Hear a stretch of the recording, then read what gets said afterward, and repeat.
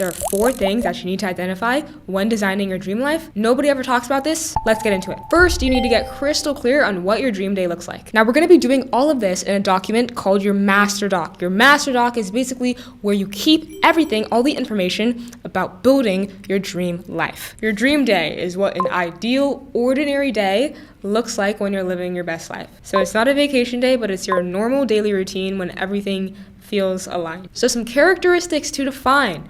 What's your morning routine? How do you wake up? What do you do first? What environment are you in? Do you have an alarm clock or not? What time? Next is work. What do you do for work? Who do you work with? How does it feel? Next is lifestyle. Where do you live? What are your day-to-day habits? How much free time do you have? And finally is people. Who do you interact with and how do those relationships feel? So for example, for mine was that I'm living in like somewhere in Southeast Asia. I don't have an alarm clock. I wake up whenever I end up waking up, and I first do work in the morning. Like, it might be weird for some people, but I actually like working. So I work and then I go to the gym.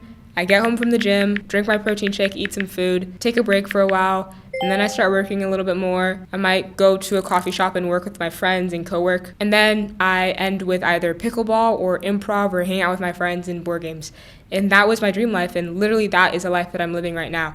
And so a lot of people think that their dream life has, these shiny objects like fancy cars or a fancy mansion and stuff like that. But in reality, it's made up of the routines that you actually have. Because the thing with always putting all of your attention on getting these materialistic goods is that eventually the pleasure that you get from them wears off. You buy a 2025 Porsche and 2026 comes around and you feel like you have less because everybody around you might have a 2026 and you have the 2025, and so now you need to buy a whole new car because what you have now doesn't give you as much pleasure. And so don't fall into the trap of, this lifestyle that people are promoting on social media of just always having the latest and the best and luxury goods and stuff like that. Because 1, you always have to get the newest one, and 2, they're hella expensive. Instead, focus your dream life on being the routines, the freedom, the people, and most importantly, your identity, which is the next point. Define who your unlimited self is. So your unlimited self is your dream self, who you would be without limits, without fears, and without doubts. And you define your unlimited self in traits. So for example, one dream trait could be you're super outgoing. So you're able to approach any person and you always have so much confidence. You're just the outgoing person that everybody knows is like, yeah, Jade is like super outgoing. So that's one trait. Another trait could be that you're super hardworking. So you can easily work 8-hour days towards whatever goals that you have. Another trait might be like you're in good shape, you're athletic. So you are constantly working out and you work out a lot, you're in good shape. So you want to define who your dream self is and the dream traits that person has. Now what you want to do, and I know I'm telling you to outline all this stuff, but it's going to make sense. Everything's going to tie together. You want to outline all of your bad habits. So these are the current habits that you have that you know are bad. So for example, it might be binge eating. It might be scrolling for hours before you go to bed. It might be eating junk food, vaping. Okay, so now you have a list of all your bad habits. What I want you guys to do is go down to the comments and leave all your bad habits. I'm really curious what your guys are, and I'm also going to leave some of my current bad habits that I'm working on. The next thing that you want to do is write down your limiting beliefs. Now, you might have heard of like limiting beliefs before. They're basically beliefs that you believe about yourself that are holding you back. So I want to share a limiting belief that I used to have, and it was that I am not a photogenic person. Like, I literally just used to believe this about myself. Because whenever I would take pictures, I would never know how to pose and I would always look super awkward.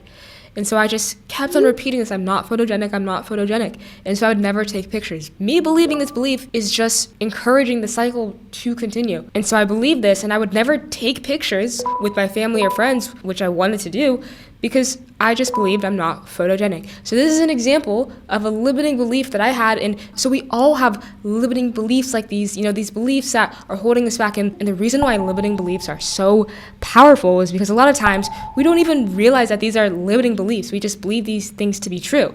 And they hide below the surface. They're in our subconscious. And we keep repeating these thoughts to ourselves. And it's just making us believe these beliefs even more. And so we need to bring them to the surface, shine a light on them, so we can actually start to challenge them and dismantle them so they can stop holding us back from becoming our unlimited self. So that's why it's important to take the time to write down all the limiting beliefs that you have about yourself. It might be that you're not charismatic and that you're just super socially awkward. It might be that you'll never get a girlfriend. It might be that like you're just a lazy person. That's just how you are.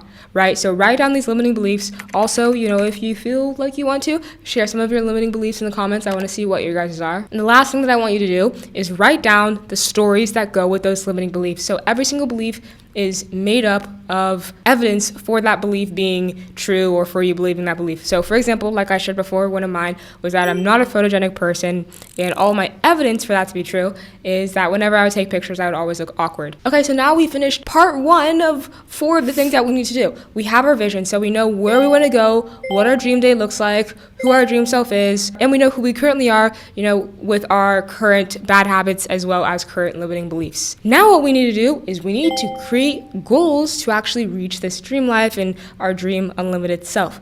And we're going to be using ChatGPT for this. It's going to make everything a lot easier, but we need to basically create goals because goals are going to turn our vision into measurable targets that we can hit. Now, it's really important that when we're creating goals, they're SMART goals. So if you've never heard of this before, it's really simple. So first, S&M stands for specific and measurable. So basically, we want to get crystal clear on what these goals are. It's really easy to do this if you just add in some numbers. For example, not saying that you want to get fit, but you want to work out 4 times per week. Not that you want to lose weight, but you want to lose 10 pounds. Next is achievable. So these need to be like things that we can actually accomplish. So for example, you don't want to set a goal that you want to save $1 trillion, right? We need to be realistic. R stands for relevant, so you just want to make sure it's relevant to your vision. And then finally, T stands for time bound. And so basically, you want to give your goal a deadline. Instead of it being, I'll launch my business offer someday, you want it to be, I'm going to launch my business offer March 1st. Okay, so now you understand the theory behind making powerful goals. Now what we're going to do is we're going to take our master doc and we're going to actually put it into ChatGPT. And we're going to say, this is my vision. So this is my dream life, my dream self, and my current bad habits. Can you create SMART goals, systems, and habits that I can use to build my dream life and dream self? ChatGPT is going to do all the work for you, and it's going to define what your goals, systems, and habits are. Now, we know what goals are. We need to get into what systems and habits are. You probably heard the phrase like, don't set goals, create systems. That's bullshit.